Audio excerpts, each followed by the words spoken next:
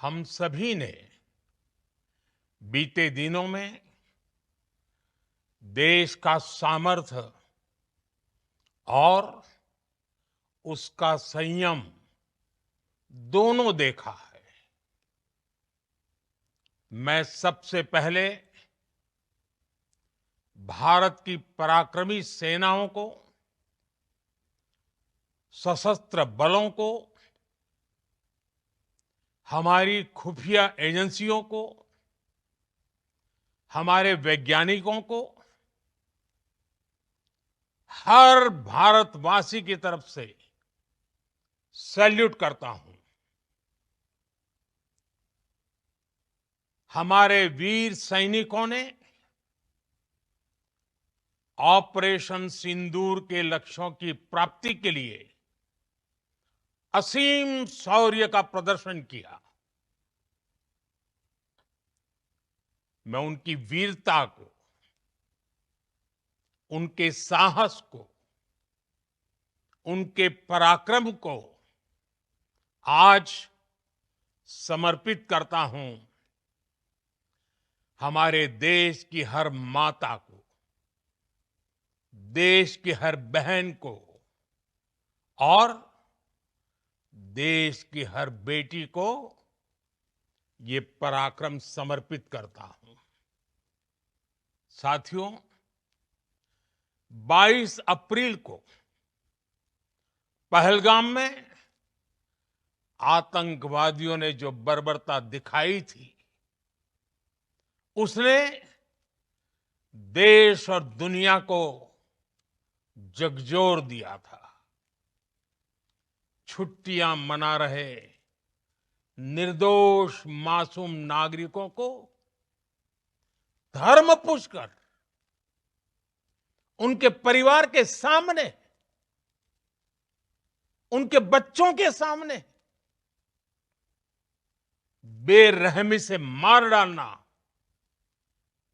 यह आतंक का बहुत विभत्स चेहरा था, क्रूरता थी। ये देश के सद्भाव को तोड़ने की घिनौनी कोशिश भी थी। मेरे लिए व्यक्तिगत रूप से ये पीड़ा बहुत बड़ी थी। इस आतंकी हमले के बाद सारा राष्ट्र, हर नागरिक, हर समाज, हर वर्ग, हर राजनीतिक दल एक स्वर में आतंक के खिलाफ कड़ी कार्रवाई के लिए उठ खड़ा हुआ। हमने आतंकवादियों को मिट्टी में मिलाने के लिए भारत की सेनाओं को पूरी छूट दे दी और आज हर आतंकी, आतंक का हर संगठन जान चुका है कि हमारी बहनों बेटियों के माथे से सिंदूर हटाने का अंजाम क्या होता है। साथियों, ऑपरेशन सिंदूर ये सिर्फ नाम नहीं है, ये देश के कोटि कोटि लोगों की भावनाओं का प्रतिबिंब है। ऑपरेशन सिंदूर न्याय की अखंड प्रतिज्ञा है।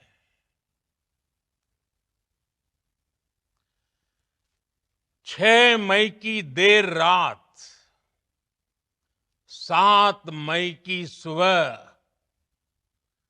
पूरी दुनिया ने इस प्रतिज्ञा को परिणाम में बदलते देखा है।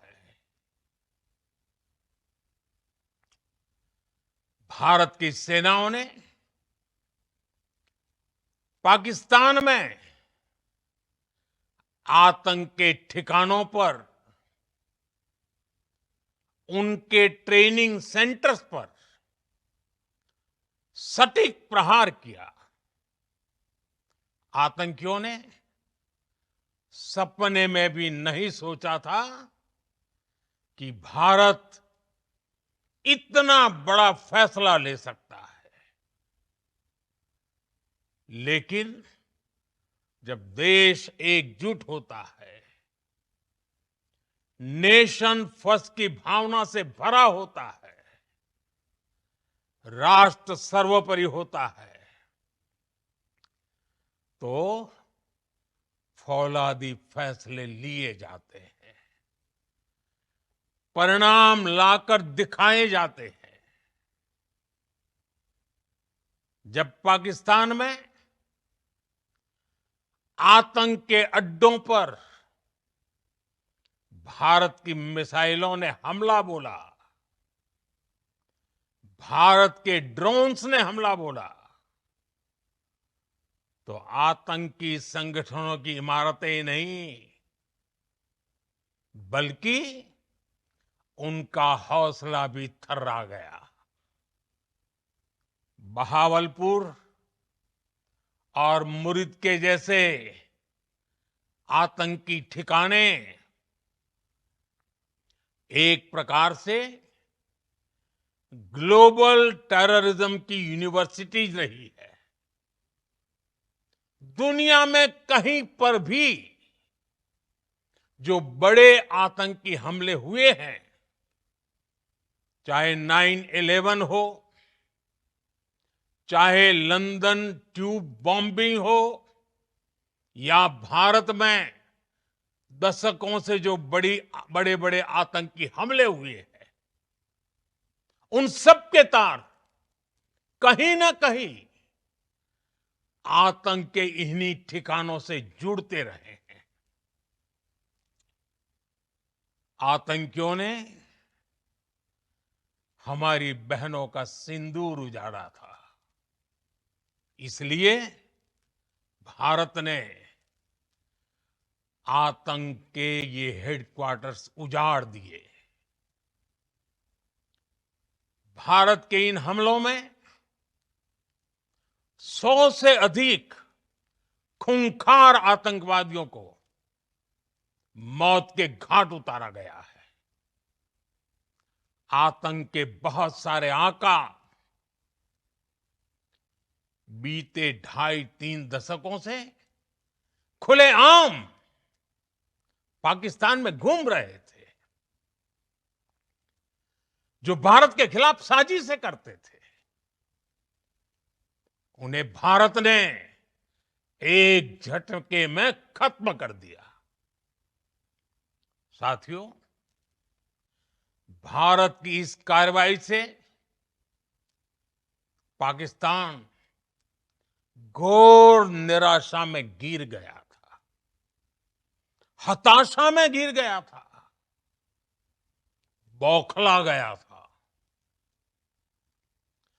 और इसी बौखलाहट में उसने एक और दुस्साहस किया।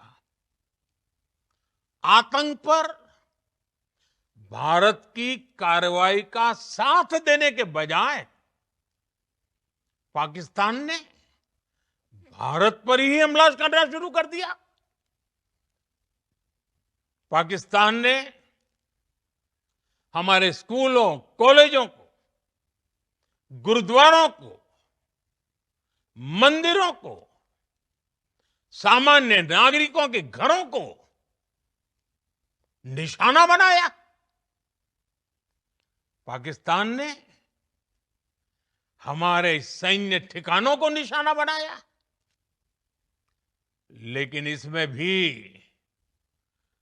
पाकिस्तान खुद बेनकाब हो गया।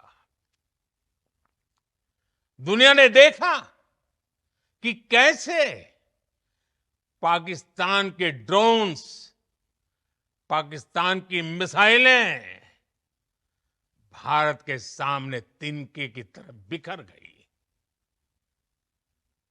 भारत के सशक्त एयर डिफेंस सिस्टम ने उन्हें आसमान में ही नष्ट कर दिया। पाकिस्तान की तैयारी सीमा पर वार की थी, लेकिन भारत ने पाकिस्तान के सीने पर वार कर दिया। भारत के ड्रोन्स, भारत की मिसाइलों ने सटीकता के साथ हमला किया। पाकिस्तानी वायुसेना के उन एयरबेस को नुकसान पहुंचाया, जिस पर पाकिस्तान को बहुत घमंड था। भारत ने पहले 3 दिनों में ही पाकिस्तान को इतना तबाह कर दिया, जिसका उसे अंदाजा भी नहीं था। इसलिए भारत की आक्रामक कार्रवाई के बाद पाकिस्तान बचने के रास्ते खोजने लगा। पाकिस्तान दुनिया भर में तनाव कम करने के लिए गुहार लगा रहा था, और बुरी तरह पीटने के बाद इसी मजबूरी में 10 मई की दोपहर को पाकिस्तानी सेना ने हमारे डीजीएमओ को संपर्क किया। तब तक हम आतंकवाद के इंफ्रास्ट्रक्चर को बड़े पैमाने पर तबाह कर चुके थे। आतंकियों को मौत के घाट उतार दिया गया था। पाकिस्तान के सीने में बसाए गए आतंक के अड्डों को हमने खंडहर बना दिया था। इसलिए जब पाकिस्तान की तरफ से गुहार लगाई गई, पाकिस्तान की तरफ से जब ये कहा गया कि उसकी ओर से आगे कोई आतंकी गतिविधि और सैन्य दुस्साहस नहीं दिखाया जाएगा, तो भारत ने भी उस पर विचार किया। और मैं फिर दोहरा रहा हूं, हमने पाकिस्तान के आतंकी और सैन्य ठिकानों पर अपनी जवाबी कार्रवाई को अभी सिर्फ स्थगित किया है। आने वाले दिनों में हम पाकिस्तान के हर कदम को इस कसौटी पर मापेंगे कि वो क्या रवैया अपनाता है। साथियों, भारत की तीनों सेनाएं, हमारी एयरफोर्स, हमारी आर्मी और हमारी नेवी, हमारी border security force BSF, Bharat के अर्धसैनिक बल लगातार अलर्ट पर है। सर्जिकल स्ट्राइक और एयर स्ट्राइक के बाद अब ऑपरेशन सिंदूर आतंक के खिलाफ भारत की नीति है। ऑपरेशन सिंदूर ने आतंक के खिलाफ लड़ाई में एक नई लकीर खींच दी है। एक नया पैमाना, न्यू नॉर्मल तय कर दिया है। पहला, भारत पर आतंकी हमला हुआ तो मुंह तोड़ जवाब दिया जाएगा। हम अपने तरीके से, अपनी शर्तों पर जवाब देकर रहेंगे। हर उस जगह जाकर कठोर कार्रवाई करेंगे जहां से आतंक की जड़ें निकलती हैं। दूसरा, कोई भी न्यूक्लियर ब्लैकमेल भारत नहीं सहेगा। न्यूक्लियर ब्लैकमेल की आड़ में पनप रहे आतंकी ठिकानों पर भारत सटीक और निर्णायक प्रहार करेगा। तीसरा, हम आतंक की सरपरस्त सरकार और आतंक के आकाओं को अलग अलग नहीं देखेंगे। ऑपरेशन सिंदूर के दौरान दुनिया ने पाकिस्तान का वो घिनौना सच फिर देखा है, जब मारे गए आतंकियों को विदाई देने पाकिस्तानी सेना के बड़े बड़े अफसर उमड़ पड़े। स्टेट स्पॉन्सर्ड टेररिज्म का ये बहुत बड़ा सबूत है। हम भारत और अपने नागरिकों को किसी भी खतरे से बचाने के लिए लगातार निर्णायक कदम उठाते रहेंगे। साथियों, युद्ध के मैदान पर हमने हर बार पाकिस्तान को धूल चटाई है और इस बार ऑपरेशन सिंदूर ने नया आयाम जोड़ा है। हमने रेगिस्तानों और पहाड़ों में अपनी क्षमता का शानदार प्रदर्शन किया और साथ ही न्यू एज वॉरफेयर में भी अपनी श्रेष्ठता सिद्ध की। इस ऑपरेशन के दौरान हमारे मेड इन इंडिया हथियारों की प्रामाणिकता सिद्ध हुई। आज दुनिया देख रही है 21वीं सदी के वॉरफेयर में made in India defence equipments, इसका समय आ चुका है। साथियों, हर प्रकार के आतंकवाद के खिलाफ हम सभी का एकजुट रहना, हमारी एकता हमारी सबसे बड़ी शक्ति है। निश्चित तौर पर ये युग युद्ध का नहीं है, लेकिन ये युग आतंकवाद का भी नहीं है। टेररिज्म के खिलाफ जीरो टॉलरेंस,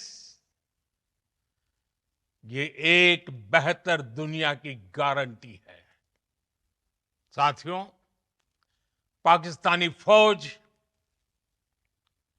पाकिस्तान की सरकार जिस तरह आतंकवाद को खाद पानी दे रहे हैं, वो एक दिन पाकिस्तान को ही समाप्त कर देगा। पाकिस्तान को अगर बचना है तो उसे अपने टेरर इंफ्रास्ट्रक्चर का सफाया करना ही होगा। इसके अलावा शांति का कोई रास्ता नहीं है। भारत का मत एकदम स्पष्ट है। टेरर और टॉक एक साथ नहीं हो सकते। टेरर और ट्रेड एक साथ नहीं चल सकते और पानी और खून भी एक साथ नहीं बह सकता। मैं आज विश्व समुदाय को भी कहूंगा, हमारी घोषित नीति रही है, अगर पाकिस्तान से बात होगी तो टेररिज्म पर ही होगी। अगर पाकिस्तान से बात होगी तो पाक ऑक्युपाइड कश्मीर पीओके उस पर ही होगी। प्रिय देशवासियों, आज बुद्ध पूर्णिमा है। भगवान बुद्ध ने हमें शांति का रास्ता दिखाया है। शांति का मार्ग भी शक्ति से होकर जाता है। मानवता शांति और समृद्धि की तरफ बढ़े, हर भारतीय शांति से जी सके, विकसित भारत के सपने को पूरा कर सके, इसके लिए भारत का शक्तिशाली होना बहुत जरूरी है। और आवश्यकता पड़ने पर इस शक्ति का इस्तेमाल भी जरूरी है।